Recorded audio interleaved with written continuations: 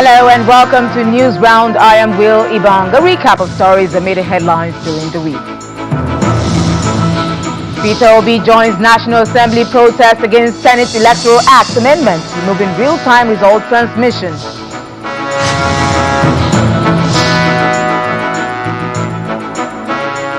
Senate approves electronic transmission of election results, retains manual backup for technical failures. And President Bola Tinubu promises strong action against terrorism and banditry at National Economic Council Conference. Plus, teen suspect arrested after deadly Thailand school shooting that killed teacher and injured student.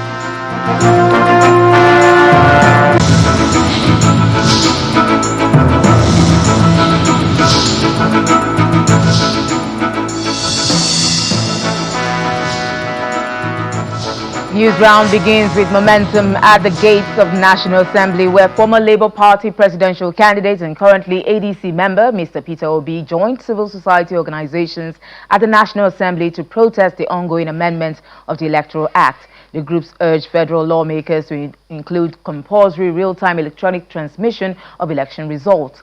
Mr. Obi warned that proceeding to the 2027 general elections without a clear legal framework for result transmission could repeat the technical glitches reported by INEC in 2023. Dozens of protesters, mainly from the civil society and members of the national opposition movement, in a protest march to the National Assembly in Abuja. Our vote must! Our vote must! My vote must! Your vote must! Your vote must! The protest is to compel the National Assembly, especially the Senate, to pass the proposal for real-time electronic transmission of election results. We are asking them to put the bill as real-time electronic transmission. That's what we want. Those are the main things. We don't even want two things. If you can remember what happened the last time with Professor Mahmoud Yakubu of the glitches that they couldn't, transmit results, we couldn't view results real time. That is not what we want this time around. The Electoral Act that was used in 2023, which led to the glitch that we had, because of that discretion that was given to INEC to decide what to do. And so Nigerian cannot again risk that kind of opportunity. The heavy deployment of security personnel and this police barricade prevented the protesters from moving further.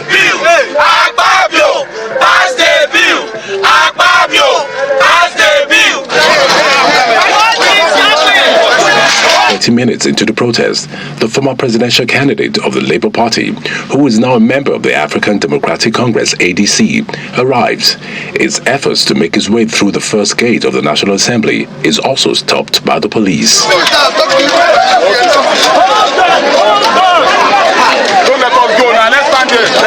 Mr. Obi addressed journalists, insisting on the real-time electronic transmission of election results. The election must be transmitted electronically from the polling booth direct. We don't want any transit point any longer. We don't want any glitch again. Glitch is finished. We want things to happen directly. No more glitch.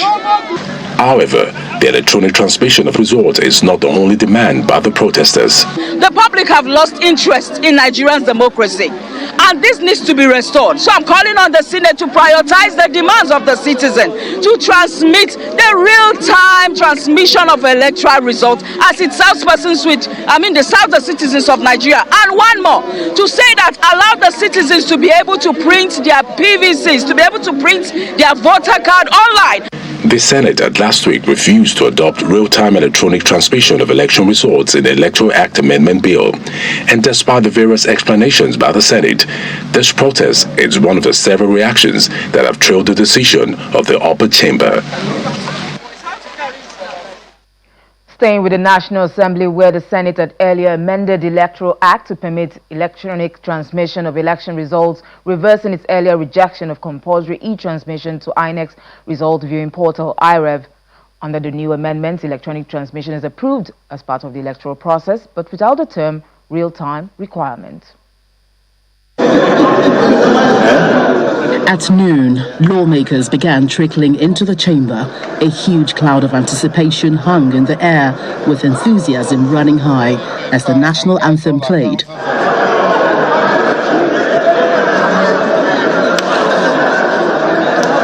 Without further ado, the President of the Senate, Senator Godswill Akpabio, began taking the votes and proceedings for adoption. Barely minutes after, the Senate Chief Whip interjects under Order 1B, raising a motion to rescind an earlier decision on the Electoral Act Amendment Bill under Clause 60, subsection 5. Mr. President, I am craving for the indulgence of the Senate for a rescission. Tension, however, rose as some lawmakers demand that the votes and proceedings be finalized before any motion is considered. Will it be out of place for us to finish with the votes and proceedings, and then he can go ahead and change any part?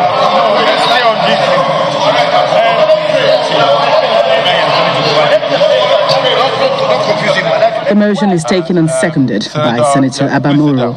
Note that upon careful examination of the bill, fresh issues have emerged in respect of Clause 60, sub 3. This is what he's proposing. That the presiding officer shall electronically transmit the results from each polling unit to the IRF portal. And such transmission shall be done after the prescribed form EC8A has been signed and stamped by the presiding officer and or countersigned by the candidates or polling agents where available at the polling units, because sometimes you don't see any polling agent.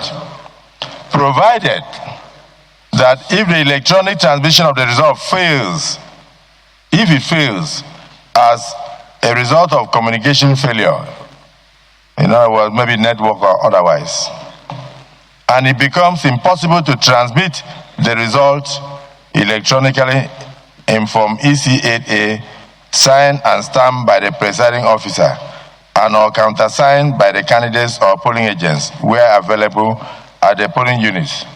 The form EC8A shall in such a case be the primary source of collation and declaration of results.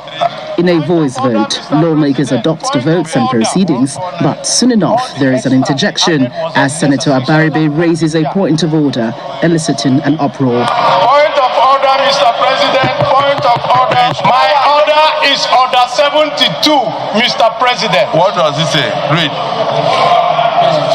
No. Any senator may challenge the opinion of the president or the chairman by claiming a division. Mr. President, I claim a division. In respect of? We need to vote individually now. That motion. That motion.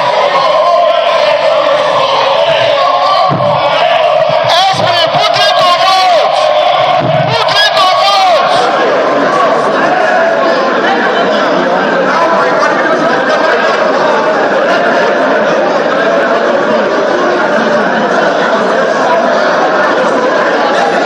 Senator Abaribe has proposed that we should go ahead and vote. And for me, I think we should do so that everybody can answer his father's name.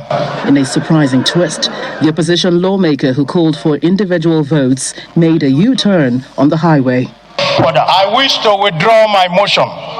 Any seconder? Any seconder? I think we should indulge him. I want to plead with all of you. So the slip that we should go ahead and do division, which he has withdrawn now, is hereby upheld.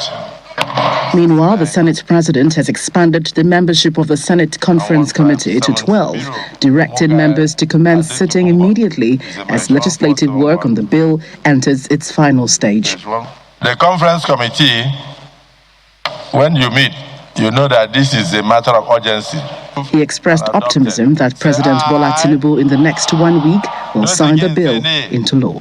In the meantime, President Bola Tinubu has written to the Senate seeking confirmation of the appointment of Mr. Usman Issa Suleiman as a non-career ambassador. The request is subsequently referred to the Senate Committee on Foreign Affairs to report back to the Senate in 1 week.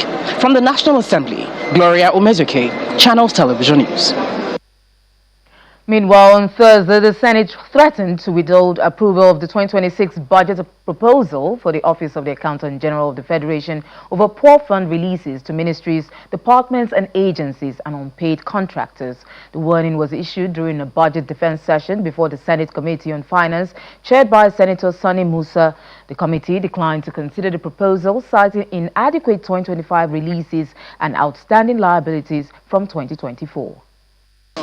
It's the turn of the Ministry of Works as the minister and officials appear before a National Assembly Joint Committee on Works for a budget defense. What began as a routine session quickly gathered momentum when the chairman opened the floor for questions. Rehabilitation of this is just an optical illusion.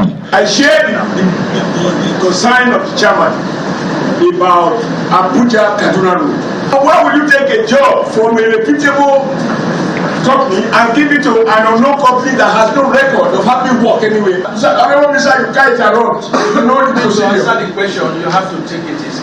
Wait, let me if I don't follow you, I will not answer. His remarks sparked more tension as some aggrieved lawmakers cautioned his tone. Co-chairman, this is unacceptable. The honorable senator cannot be talking, and the minister is telling us, if I like, I answer. If I don't answer. Would you like us to address you like that? Allow me only 2 minutes to answer these questions before it will escape. I'm very 100% satisfied with the quality and the speed of work of Abuja, Kaduna, Zaria, Kano project. And my answer to the single senator is, I challenge you for project inspection and bring the best of your consultants. Bring, a static concrete tester, and then let us go and see, there are requirements in engineering. What is the strength of concrete in 7 days? What is the strength of concrete in 28 days? If you do it and it fails, I will throw in the towel. The session was marked by drama as another shouting match broke out when Senator Weboing began to speak and was cut short by the committee chairman. This is the first time we are having a minister who is an expert. You are just praising the minister. You should allow us to thank him. Excuse me. Teaching your voice for 15 minutes. And I have been for 5 minutes. You are boutricking. Don't tell me that, please. You are boutricking. You are boutricking your boss. Please, don't unlock. Even an intervention from another lawmaker to calm nerves only further escalated the tension. You cannot! You cannot! You can't tell me what to say! I'm a senator, you cannot tell me what to say! A back officer from a military party! Okay, you're from NRPP, you cannot control our government! Calm is eventually restored. The Minister of Works had earlier criticized the funding structure for capital projects, describing the cash plan adopted by the Federal Ministry of Finance as anti-progressive to the success of his ministry. At a separate session where the Minister of Defense appeared before the Senate Committee on Defense, the issue of funding is whipped up. The exercise of implementation has been a little bit slow. But what is essential is, how are we prepared to move forward? You cannot really postpone implementation of budget on defense. The Federal Ministry of Defense, our armed forces, other security agencies must have their budgets implemented in order to secure the lives and property of Nigerians. The session then continues behind closed doors. Well, there's more ahead as the president's economic team is expected to appear before lawmakers this week as the budget defense session continues, with more MDAs scheduled for marathon sessions ahead of the anticipated conclusion in March. From the National Assembly, Gloria Umezuke, Channels Television News. President Bola Tinubu has once again reassured Nigerians that the country will overcome terrorism and banditry. He made a statement at the National Economic Council conference held in Abuja and presided over by Vice President Kashim Shettima. President Bola Tinubu and Vice President Kashim Shettima arrive at the State House Conference Center, Abuja, for the second edition of the National Economic Council Conference. The meeting, which also has governors and deputy governors from across the Federation, members of the Federal Executive Council and representatives of international development partners, aims at delivering inclusive growth and sustainable national development. Kashim Shettima, a very good partner on the journey for progress.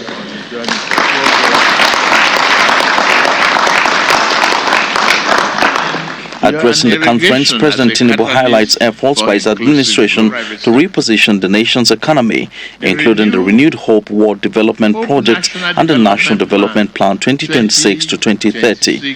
We have strengthened the macroeconomic stability through improved revenue performance, stronger public financial management, and enhanced physical coordination. Third, we have prioritized infrastructural development across the transportation, power, digital connectivity, housing, and irrigation as a catalyst for inclusive growth. In the face of growing security concerns in the country, including recent attacks by gunmen in Waro, Kayama local government area of Kwara State, President Tinubu reiterates his promise to tackle insecurity. I'm living here again to further find means to strengthen our security forces, to defeat terrorism and combat. That I promise you is what has kept all of us sleepless at night. But I assure you that we will win with determination and resilience. We will overcome this unacceptable terrorism and banditry. After his remarks, the president takes his leave.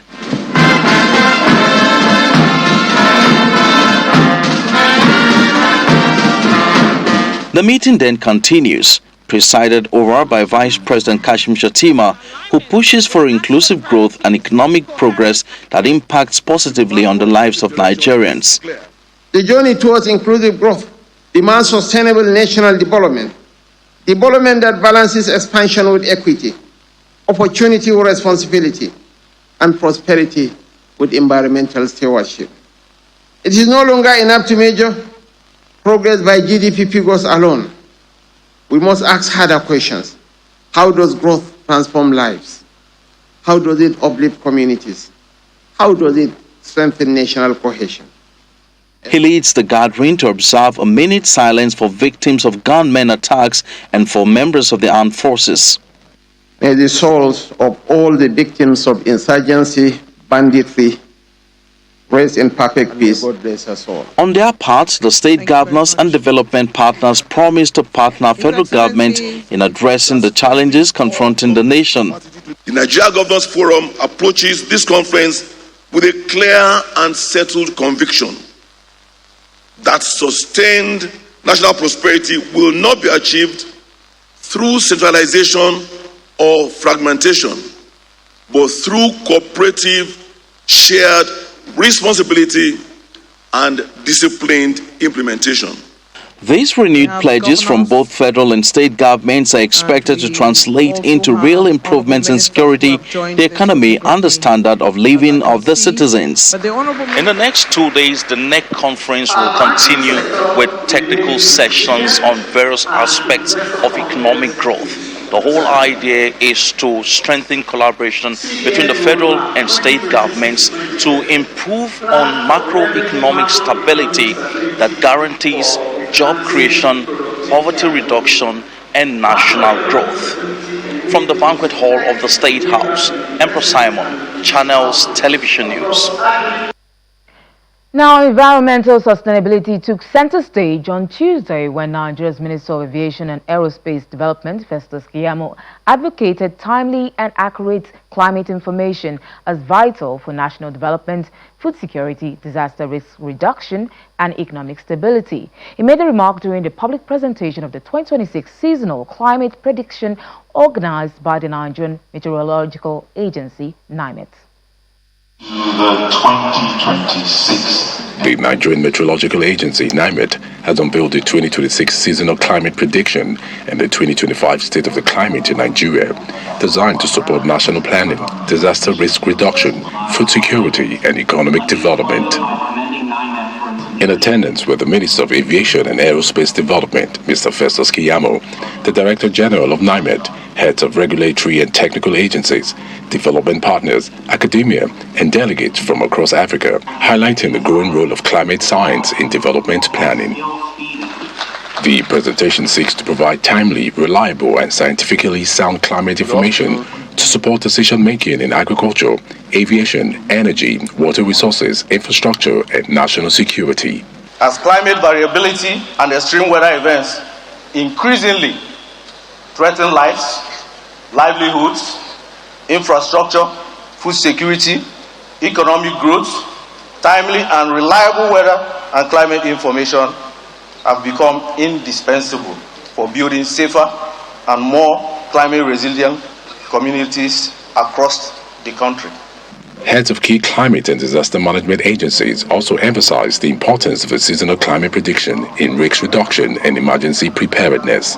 The SCP provides valuable guidance to federal, states, local governments, development partners, the private sector, and communities, enabling proactive measures to reduce climate-related risks while maximizing opportunities for sustainable development. The SCP, with its sector-specific insights and subnational outlooks, directly supports Nigeria's commitment to anticipatory action, climate adaptation, and evidence-driven policy implementation. In his keynote address, the Minister of Aviation and Aerospace Development, Mr. Festus Keyamo, revealed that the 2026 seasonal climate prediction indicates near normal rainfall across parts of the country, with important implications for agriculture and disaster management. Those engaged in rain-fed agriculture and other rainfall-dependent activities in Nigeria are therefore advised to refer to the predicted onset dates in this publication to consult NIMET for proper guidance. The 2026 SCP. With the unveiling, stakeholders are expected to utilize the seasonal climate prediction, especially at the sub-national level, as Nigeria continues to drive towards climate resilient development. Benny Ark, Channels Television News. The week drew to a close on a somber and reflective note, with former President Olusegun Obasanjo pointing to the grooming of an ideal successor as the greatest achievement of former head of state, late General Murtala Muhammad. General Obasanjo spoke at the Murtala Muhammad International Lecture and Leadership Conference in Abuja, marking the 50th memorial anniversary. The Secretary to the Government of the Federation, Mr. George Akume, former Presidents Olusegun Obasanjo and Goodluck Jonathan, former leaders from Ghana and Malawi, amongst other dignitaries, are gathered here to commemorate the 50th anniversary of the assassination of the former head of state, General Murtala Muhammad.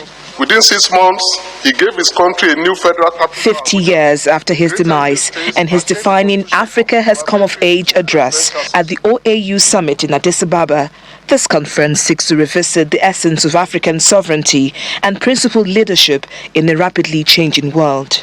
We are politically independent, yet we're still negotiating economic dependence. We are rich in talent and resources, yet still confronting inequality and fragility. The question before us, what does coming of age mean in 2026? The former president of the... Recounting the events that shaped the year 1975, former President Olusegun Obasanjo hailed the exemplary leadership qualities of the late head of state, particularly his achievement in creating a successor. The greatest achievement of Murtala was that he created a successor that could go on after him. And the failure of all leaders after Murtala, including myself, is that we have not been able to create successors who could go on after all. The keynote address, aptly delivered by former Vice President Professor Yemi Osibanjo, was hinged on leadership values and Africa's maturity in a shifting global order. If coming of age means perfection, then no continent qualifies. If it means the absence of struggle or the absence of problems, then history itself has not come of age. But if coming of age means agency, if it means self-awareness, if it means confidence of purpose and the capacity to shape one's destiny, then Africa is no longer emerging. It is in its moment. Other speakers highlighted regional cooperation and the need for strengthening democratic institutions for effective leadership. Former President Goodluck Jonathan also makes a case for a seat at the table for young Nigerians. The person we are celebrating today was the head of state at the age of 38. Obasanjo, when he took over from Murtala Muhammad, was I think 38 or so.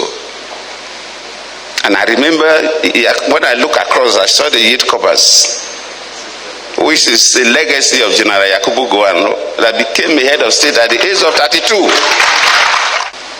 So why do we begin to think that you must be in your hundreds before you can rule the country? In response, the secretary to the government of the Federation, who represented President Bola Tinubu at the event, says leadership has nothing to do with physical age. Leadership has nothing to do with physical age, but the age of your ideas. Yes, we respect our young people. 50 years after, the bold assertion of General Murtala Muhammad that Africa has indeed come of age remains a powerful rallying cry. Stakeholders here believe the question is no longer historical, but a challenge to today's generation of African leaders. From Abuja, Victoria Longjohn, Channels Television News. News round ends with a recap of the tragic incident in southern Thailand where a school principal was killed following a shooting at Patong Pratan School. A 17-year-old gunman, reportedly using a firearm stolen from a police officer, opened fire on Wednesday afternoon in Atia, injuring Principal Sasifat Sinsa Morrison and a female student. Principal Sasifat later died in hospital while the student remains in stable condition. Another student who jumped from a window during the attack is also receiving treatment. Thai police subsequently arrested a teenage suspect after a 2-hour standoff. The teenager reportedly has a history of substance abuse and was recently discharged from a psychiatric hospital. The motive is unclear, though media reports suggest a possible grievance with the teacher. The incident adds to a string of deadly shootings in Thailand in recent years, raising ongoing concerns over gun crime and firearm access. And that's it on News Round. I'm Will Ibang. Thanks for watching.